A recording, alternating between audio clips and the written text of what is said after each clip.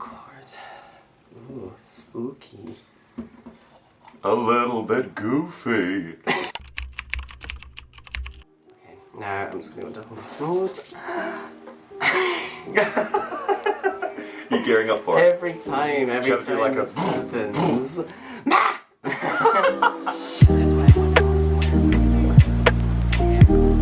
Hello and welcome to a brand new series of The Painted Show. My name, as always, is Marie St. Sandy, and today I'm joined by a very special guest. You may know her from her insane makeup skills, from reciting the name of every single Drag Race queen, and most recently, well, at the time of filming anyway, for her work with her band. It is Ramona Love. It's me. Hi. How are you? I'm great.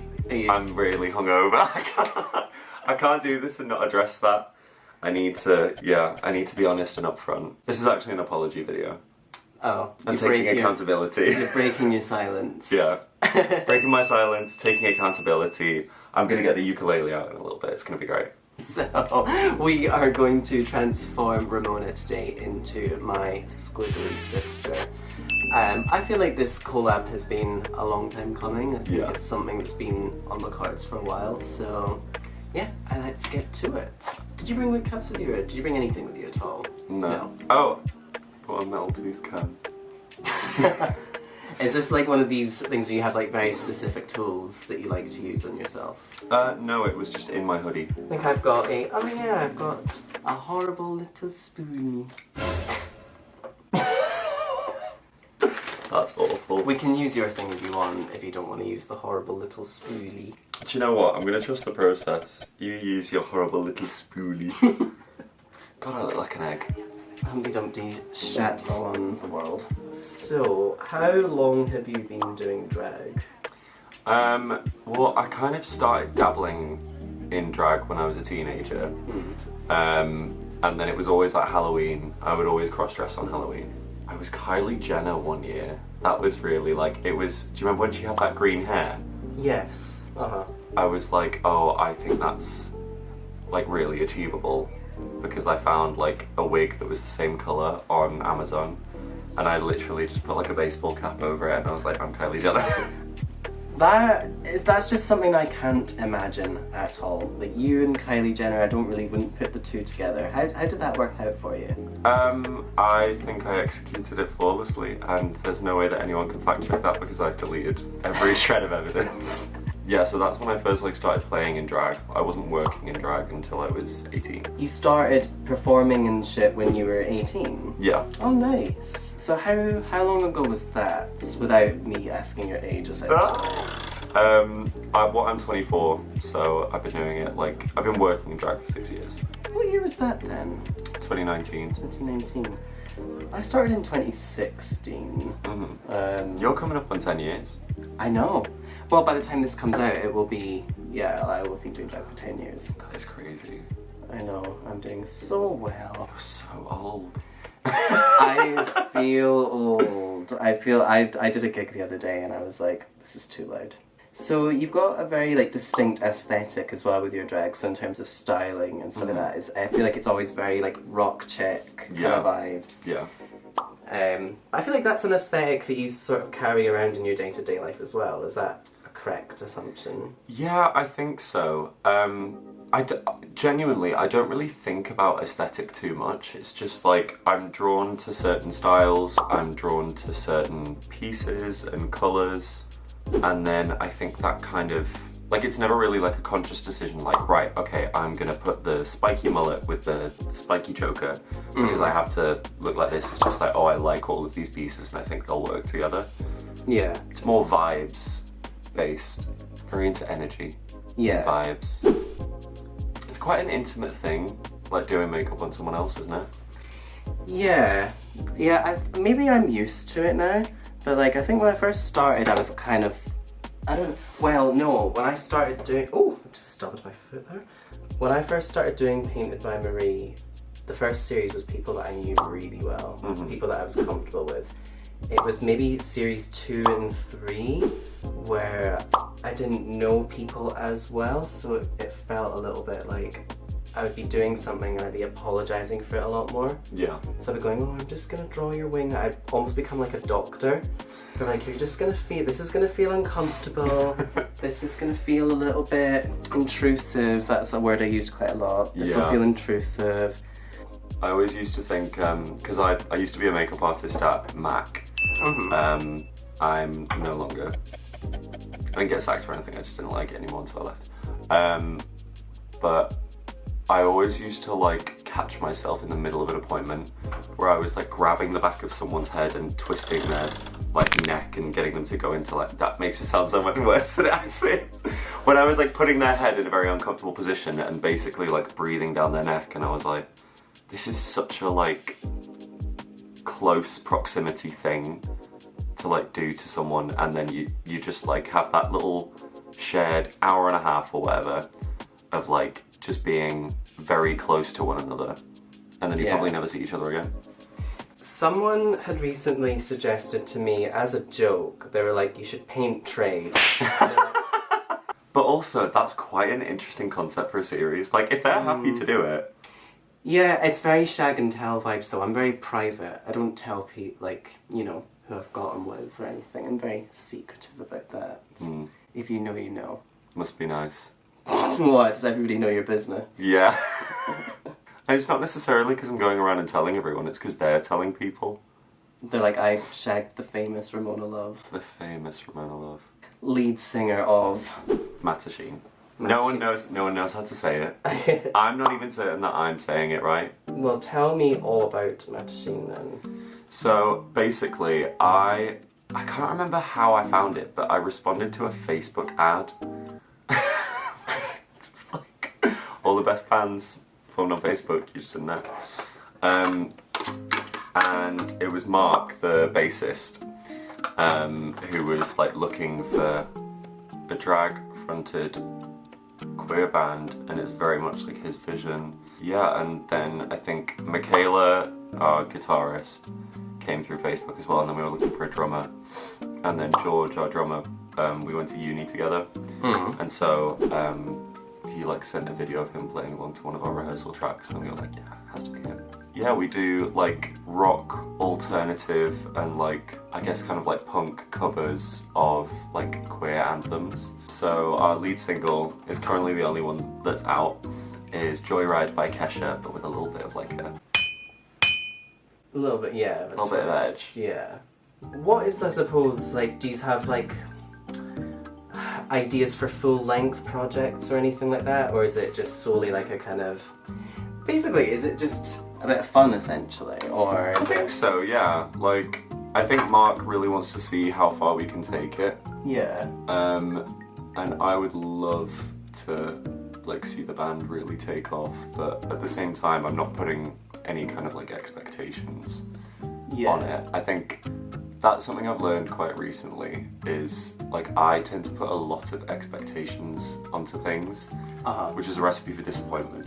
So do you enjoy project-based work then? I like, that's what really like gets me going. I love having like a clear idea of an end product. Like, I love ongoing stuff, but I think what really gets me like organised is by having like these little like incremental projects where I can be like, right, I'm working towards this for now, and then abstractly I'm working towards just like the next big thing, whatever that may be in the long term.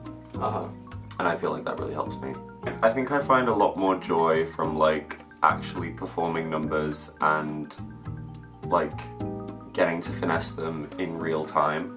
Like, I really enjoy that aspect of like kind of workshopping things on stage in front of an audience and finding out what works and what doesn't work, because for me you get like that high of like, you try something new and it really works, and that's how you find out, is by getting a big laugh. And like, there have just been a lot of shows recently where there's just been like a really great audience and you can kind of try shit and they're down to like go with you.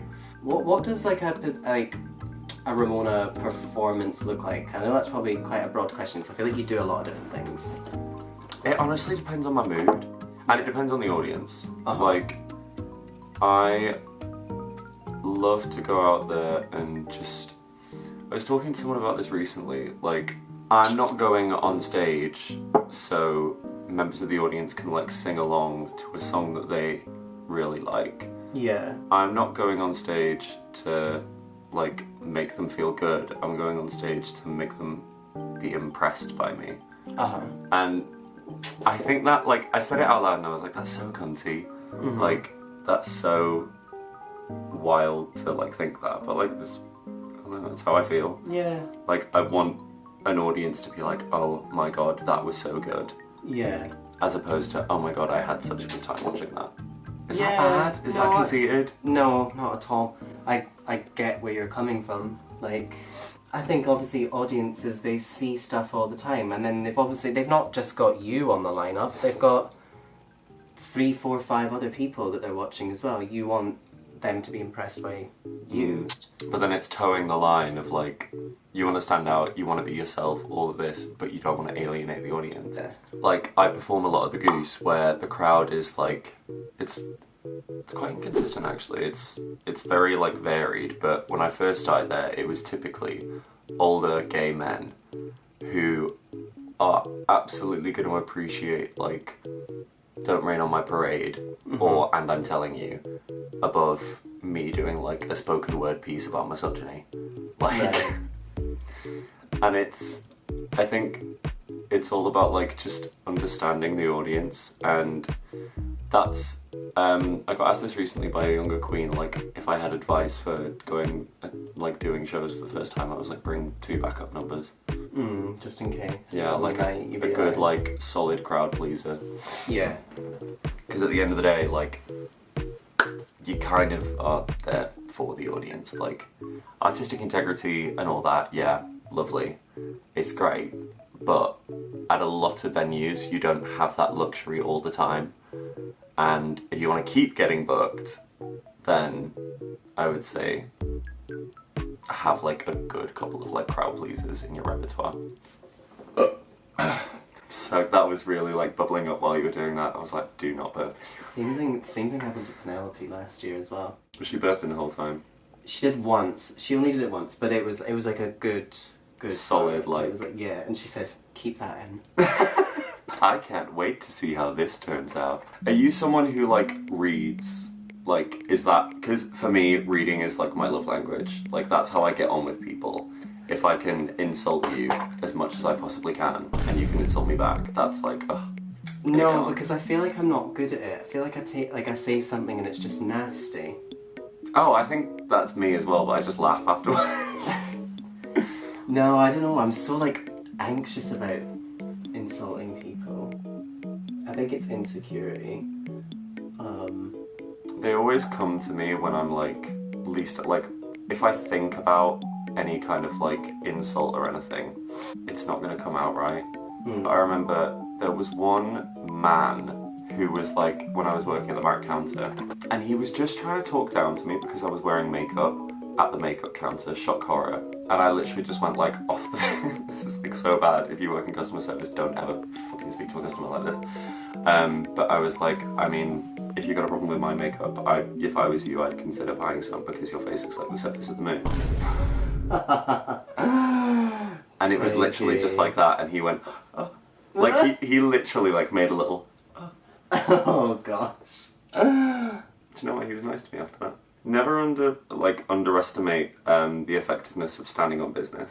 But yeah, I think people are so worried about like offending other people, saying the wrong thing, like having bad blood, but like you resolve all of those things by talking about it. Do you know what I mean? Like dialogue, communication. I've noticed it a lot with like older generations, because I learnt this like in my teens, as like in my early 20s.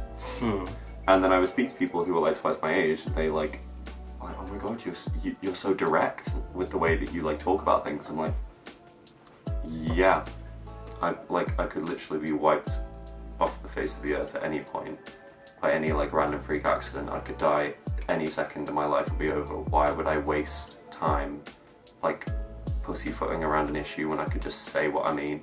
But I get that it's difficult. Like, it's not something you learn overnight. Right.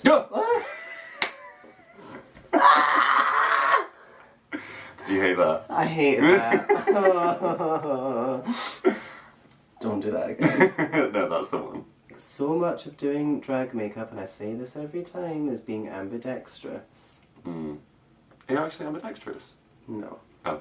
Well, I guess I am now. I've taught myself how to be. The amount of, like, every time I do these, this is the one part of the job I don't like, is having to be all like... Yeah. I have to do it all the time. Be like what? Yeah, I thought that's what you said. I feel like people in drag nowadays don't paint. What do you think? Well, I was actually talking to someone about this recently. I was talking to Adam about it earlier. Like, so many people think that in order to look super feminine in drag, like if you want to look soft and feminine, you have to use like the dewy satin finish, medium coverage, the foundation. I'm like, no, you need wall paint. Yeah. Like, if you want to look super soft and feminine, like, you need to really, like, slap that shit on, because that's what stays in place. Also, no one does big enough eyes anymore. I think this is where I notice it the most. It's like, Or lips. yeah. Lips is such, like, a fun way to, like, experiment with things. Sminty's lips, even when she does a nude, there's about 7 different colours on there. Yeah. I always love her lips and like her lip shape, and she does kind of like, she can mix it up when she wants to for a look, but I don't know, when I just see one colour and you've barely overdrawn, I'm just like, oh, what is the point? Sminty, I think, is the queen of like that kind of rounded lip, top lip. Yeah, I can't really do that. Yeah, I can't do it now either because of the moustache. That's the one thing. But like the moustache also kind of acts like a top lip as well. Like for me, certainly out of drag, my moustache is my top lip. I like that my moustache hides my top lip because I'm not super into the shape of my top lip. And instead of getting work done, I just grow a moustache. This is so weird. I'm so haphazard with this. I can tell. You've come in here and you're like, Marie's fucking makeup process is so stressful. Literally, just been reading you this entire time. What was it? It was that character, was it Stressed Out Bitch from Sweet Life of Zack and Cody? Stressed. You're the girl that runs the shop. She's like, Yeah. That's me. So when you did drag, when you first started, did you always have the well, you wouldn't have had the moustache. When did you wear your moustache? 2020 was when I first started growing it out. Mm-hmm. And then it was 2021, I shaved it off for competition. There's so much misogyny that goes on in the gay community, and it really, like, I don't fuck with that. And it was just like, the second I start to present as feminine, you think you have a right to tell me what to do with my body hair. Yeah. And then it was that kind of like, the penny dropped, and I was like, fucking hell, women have it rough. Yeah. And now, like, I want my drag to be a love letter to women, which is crazy because, like, you know, you look at my drag and that's not the vibe that people get immediately, but it's in my performances and in my numbers. I literally do, like, I have an original song called Hairy. It's not on streaming, I just perform it. Where there's a little breakdown and it goes, no, I know I've been having a silly little time singing a silly little song about having a mustache. I know I'm a girl who's a little bit hairy, but I think we all know that I'm also a girl who's not really a girl. So if there was a girl who is a little bit hairy, would that be so wrong? And I go, oh, someone get me a medal, I'm such a feminist. But yeah, and then I was doing that number recently, and an older lesbian came up to me at the bar, and she just like got really emotional, and just said, because there's a lyric in it, the chorus goes, I'm a girl who's a little bit hairy, some people find that scary, but it makes me feel so sexy, I think that you agree.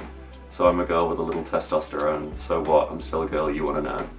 And this lesbian came up to me at the bar and she was getting emotional because she was like, I love drag, but I've never really seen myself in it until I heard the lyrics, so I'm a girl with a little testosterone, so what? And she was really like affected by that, and in that moment I was like, oh my god, this is so worth it. I felt silly for ever complaining about drag, and I felt just really grateful that someone was positively impacted by my art, which is like, I like to have fun, hee hee ha ha, but Yeah. but like sometimes it's nice to like take things seriously, and that's the one thing about my drag that I really take seriously is like, if there is ever a point where I feel like I am not platforming and appreciating women, then I'm not doing the right thing. Yeah. It's why it bugs me when so many, that's a bit of an exaggeration. It's why it bugs me when a lot of like drag queens who are men are misogynistic. But yeah, that's always really like bothered me, because I'm like, you make a living dressing up as a woman. Yeah. And you're still gonna say things like, you think it's lazy when drag queens wear nails and don't shave their hands. Yes, that tweet was from like 4 years ago, and no, I haven't. No, I haven't let it go. And so this is the final squiggly look. You probably can't see it properly because of the lighting. Oh, lighting. Oh my god! I look so different. That's wild. How does it feel to be squigglified? I literally do look like the big boule version of you. That is exactly what I look like. I have to say though, I feel like you've got quite a good resemblance to me. Yeah, I think the eye shape is, like, my eyes are shaped a bit differently. Yeah. But I feel like you. I feel like the eyes were the bit I struggled with the most, I'll say that. Bases. I love bases. Like, easy. Eyes, horrific. I have difficult eyes. Yeah, you do. But it's because you've got good brow bones. Which makes you really handsome. Neolithic. But then when it's doing makeup sometimes. But you win some, you lose some. But, no. What am I doing? Yeah. You just powered down at the beginning of that sentence. But where can everybody find you on social media? You can find me at it's Ramona Love, ITSRAMONA Love. Everywhere. TikTok, Instagram, X. Lovely. OnlyFans. Oh. OkCupid. LinkedIn. ChristianSoulmates.com. Christian Mingle. Christian Mingle, that's what it was. You can find me on all those places too, at Marie St. Sandy. I feel like there's something that I'm missing though. It'll come to me. Right, we'll see you in the next one. Bye bye!